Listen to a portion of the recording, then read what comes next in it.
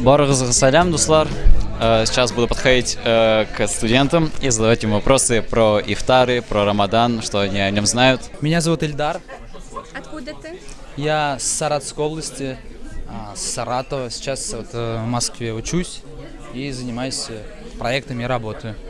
Молодец. Скажи, пожалуйста, что для тебя значит Рамадан? Для меня Рамадан значит месяц очищения, когда надо максимально отстраниться от запретного и, само собой, как-то уединиться с самим собой вот в этот священный месяц и понять, что не все так доступно. Вот именно голодание, так называемое, это позволяет понять. Но надо помнить и знать, что голодание – это не основное, что надо делать в священный месяц Рамадан.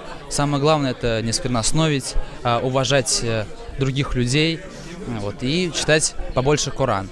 Вот я вот примерно так оцениваю, что для меня такой Рамадан. Зачем, как ты думаешь, нужны ифтары?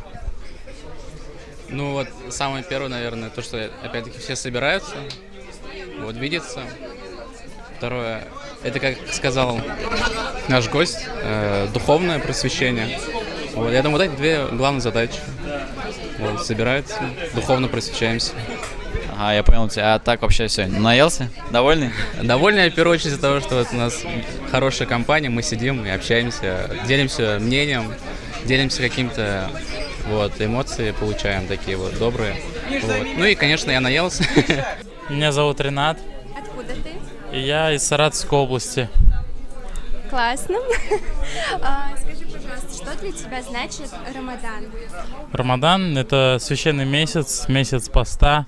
Вот, ну, для меня это как большое событие, которого мы ждем каждый год, и как-то так, вот.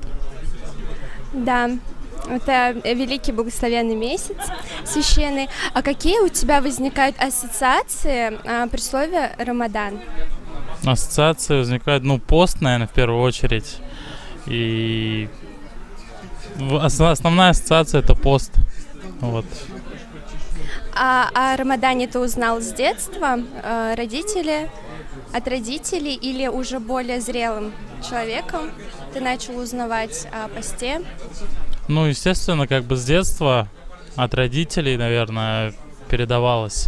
А уже с более осознанным возрастом как бы больше понимания пришло, что необходимо и как. Вкусно здесь кормят вообще? Вообще отлично. Что скажешь по поводу месяца Рамадан? Я вот решил поститься, честно. Для меня это первый месяц, и я думаю, что будет сложно, на самом деле. Не очень так и сложно. Самое трудное время суток, ну, для того, чтобы держать пост, то есть там днем, утро, вечер.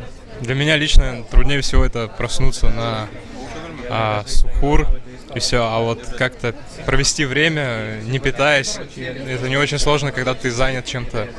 Меня зовут Ильнур. Откуда ты? Из Ульяновской области. Что для тебя значит Рамадан? Рамадан для меня значит стать немного добрее к людям, более правильнее, немножко воздержаться от своих каких-то греховных намерений. Вот. И в целом для меня это такой чистый месяц. И это преддверие чистого праздника, это окончание Рамадана, это заканчивается праздником. Скажи, пожалуйста, а ты держишь ли пост? Да, держу. А когда ты находишься дома, рядом с тобой всегда находится холодильник.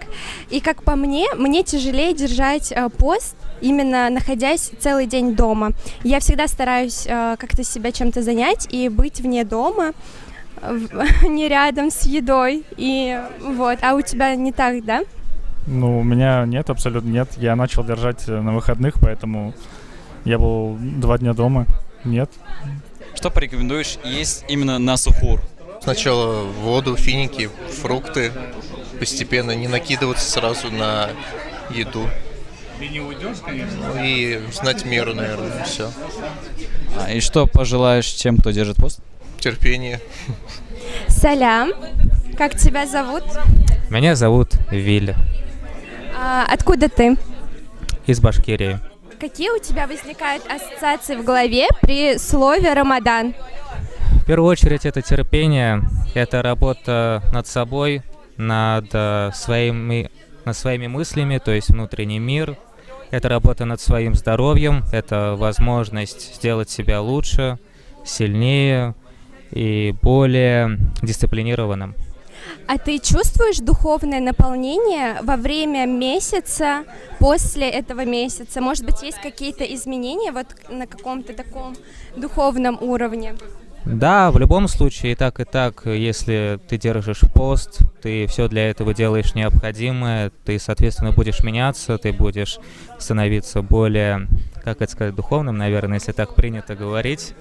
Я думаю, что тут больше плюсов, больше именно благоприятных последствий для человека вот именно во всем. Что ты думаешь по поводу ифтаров? Как вообще сегодняшний ифтар прошел? Нравится ли тебе? Я считаю, что такие мероприятия нужно организовывать чаще именно для молодежи, потому что мы должны присваивать именно те ценности, которые предписаны именно в исламе. И именно вот такие мероприятия, как организация ифтаров, чтение дуа на них, это все к этому способствует. Как тебя зовут? Гульнас. Гульнас? Да. Минем Дейсимем Гульнас. Приятно. Взаимно. Откуда ты? Татарстан. Отлично. Часто ты бываешь в штабе? Третий раз. И как у тебя ощущения? Ну, как дома, знаете, побывала дома, комфортно, уютно, татарская еда, вкусно, приятно, тепло. Чувствуешь ли ты какие-то изменения в себе, может быть, на каком-то духовном уровне во время такого священного месяца?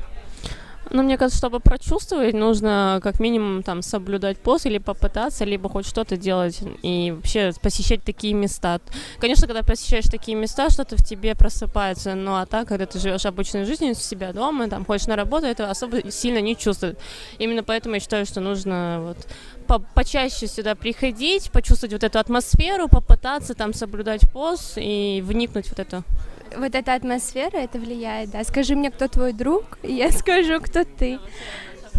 На нас вот 5 друзей определяют, кто мы, как говорят. Вообще, как еда вкусная? Да, очень вкусная. Бигзу Рахмет, Ты держишь пост? Сегодня, да, я впервые в этом году держала пост. Как ощущения, что скажешь? Прекрасно, поскольку я весь день занималась интересными делами, день прошел очень быстро, я даже не заметила, как село солнце. Ага, вот допустим, если ничем целый день не заниматься и ждать ифтара, время будет, мне кажется, медленно идти, да? Да, очень медленно, да, это правда. Поэтому во время поста нужно быть более активным. Как ты считаешь? Правильно? Да, активно общаться с людьми, можно читать Коран даже, такими вещами заниматься полезными. А ты читаешь Коран? Читаю на татарском, немножко на арабском, но арабский я не знаю, поэтому на татарском. И что пожелаешь тем, кто держит пост? Опять-таки заниматься интересными делами. Как тебя зовут? Мин Руслан. Откуда ты? Я из города Тымазы. Ты сюда пришел специально именно из-за того, что сегодня ифтар? Нет, я пришел просто для общения, найти людей общих интересов. Не хватает общения, да, в обычной жизни с татарского? Да, именно так. Чем чаще ты сюда будешь приходить, общаться, да, наверное, тем больше ты будешь наполняться. Правильно. Ты так думаешь тоже, да? Да. Как дела, Тимур? Прекрасно, прекрасно. Вот сидим, общаемся. Ты наелся? Я сегодня перекушал первый раз в жизни. Ну, живот ничего, такой полный стал. Да. Как вообще думаешь, пост, он полезен, либо не полезен? Что твое мнение? Думаю, что полезно, но в меру. Ну, то есть, если человеку противопоказано, то лучше не стоит. То есть, если вреда здоровью не причиняет, то можно без проблем? Да, да. Ильсур. Ильсур. Откуда ты? Тымазы, Башкирия, в общем. Расскажи, пожалуйста, что для тебя значит Рамадан? Я вот больше узнал сегодня, вот за сегодня, именно когда выступали, больше, чем за все время просто. Да. Я столько не знал, на самом деле. Я тем более очень внимательно слушал. На слух татарский воспринимаю очень хорошо, а говорить тяжело. Но я слушал очень внимательно и с удовольствием. Мне было реально интересно, по крайней мере. Да, интересная лекция была. А что вот у тебя больше всего отложилось в голове с этой лекции? Что больше всего запомнилось? То, с чем ты хотел бы поделиться с нами? когда выступали как раз, вот, он говорил то, что есть хорошо, есть плохо. Но как раз-таки он прямо об этом не сказал, то, что не бывает черно-белого постоянно. То есть всегда от ситуации к ситуации меняемся, и поэтому нельзя быть ни хорошим, ни плохим, наверное. Скорее всего, так. А ты чувствуешь какое-то сейчас духовное наполнение? Может быть, стало как-то лучше тебе на душе? Ну, тем более я в Москве же, а здесь я, по крайней мере, татаров не так много вижу. Но сегодня, когда я увидел человека, который читал все, и, конечно, был ближе, на самом деле, потому что я вспомнил дом, откуда, а там мулла приходил, и я такой, маленький был, радостный. Я, правда, ничего не понимал и думал, бородатель такой, как тут пришел, такой веселый, радостный, там угощал чем-то, я такой думаю, ничего себе. А сейчас я постарше стал, а когда увидел там, довольно скромно он был, очень, без всяких, так сказать, притворств, честно, искренне говорил, вот. Я, правда, честно говоря, не успел вопросы задать по поводу своих моментов. Но если будет возможность, то я, конечно, обеими руками за. Как ваши дела? Отлично, как у председателя татарского землячества МГУ. Вот, у меня все отлично, да. Твое отношение к посту?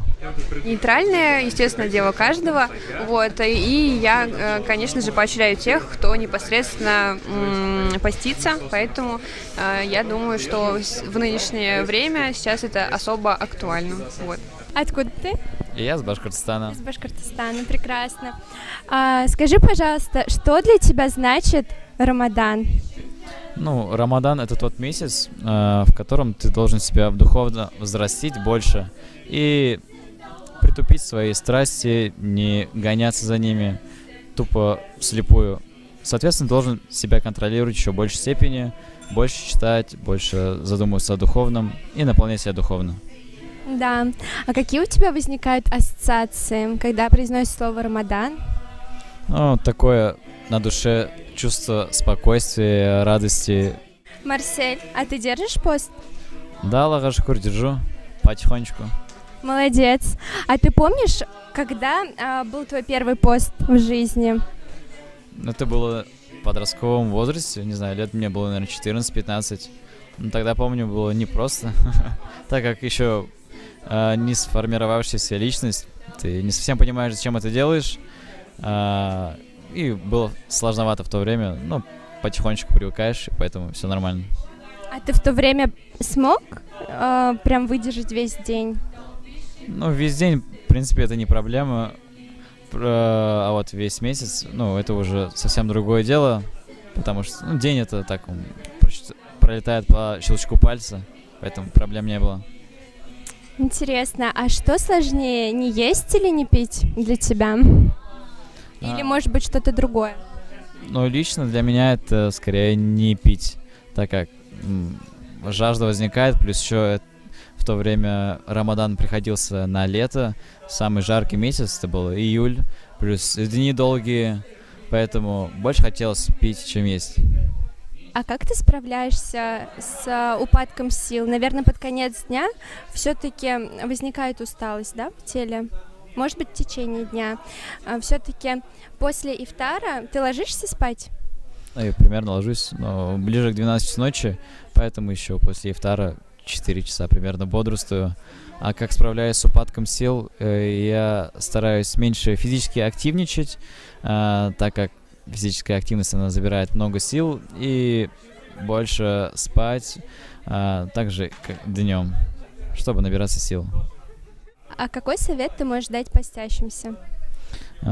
Постящимся я хочу посоветовать терпение, также хочу посоветовать, чтобы они соблюдали режим питания, не переедали на ифтаре, так как это чревато пагубными последствиями для здоровья. Соответственно, мы едим потихонечку, не уплетаясь резко-резко, не набивая свой живот, чем попало, так как в это время нужно максимально обогатить свой организм нужными микроэлементами, витаминами, так как на протяжении всего дня мы не едим и воздерживаемся от еды. Плюс еще меньше есть сладкого, и на сухур, это с утра, наедаться сложными углеводами, больше есть фруктов. А чувствуешь ли ты какое-то духовное наполнение во время Рамадана? Во время месяца Рамадана я чувствую, да, духовное наполнение, так как я притупляю свое эго, притупляю свои страсти и понимаю то, что я не следую вслепую своим страстям, так как это пагубно. А в обычное время, когда не держу пост, соответственно, могу пойти не очень хорошим путем, переедаясь, наедая, даже когда не хочу кушать. А тут прям ты чувствуешь в себе такое наполнение. Да, благодарю тебя за это интервью. Счастливого тебе Рамадана. Рахмат, тебе тоже. Как вообще проходит ифтар? Нравится здесь? Да, все нравится, чай супер, куча ночь тоже вкусный, домой не хочется. Все, спасибо, Нана, удачи. Вот сейчас я вижу прекрасную девушку по имени Алина, еще вижу другую тоже прекрасную девушку по имени Алина. Они сидят напротив друг друга. Хочу спросить, как у студентов-медиков, как они вообще относятся к посту? Полезно ли это с точки зрения здоровья? Думаю, да. Положительно. А почему? Ну, много систем, которые, я знаю, основаны на голоде для поддержания здоровья. Получается, твой ответ, то, что полезно, да? Алина, что скажешь ты?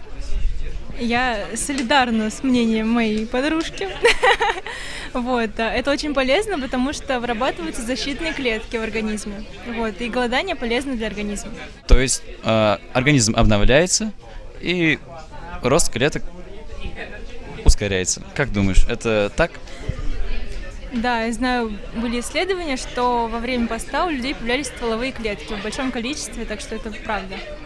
Держишь ли ты пост? Да. Держишь? Молодец. Спасибо большое за интервью. Как твои дела? У меня все отлично. Когда увидел тебя, еще стало лучше. Взаимно. Что нового вообще? Давно не была в штабе, очень соскучилась. Рада всех видеть, рада со всеми поговорить. Как оценишь ифтар, который сегодня прошел? Я очень рада, что проводятся ифтары. Это был самый первый ифтар в этом месяце. Я очень рада была здесь присутствовать. И буду рада ходить на последующие ифтары. Какое значение он имеет? Ну, это сложный вопрос. Каждый выбирает сам для себя, во-первых, держит он пост или нет. А во-вторых, я думаю, это еще просветительская часть, когда Хазрат нас просвещает в некоторых вопросах, и это очень радостно. С вами был Марсель Максютов. Приятно было пообщаться с людьми, которые сидят, улыбаются. Увидел их улыбки, позадавал вопросы, на которые получил очень интересные ответы. Всем зур рахмат. Ошлар там не булсын.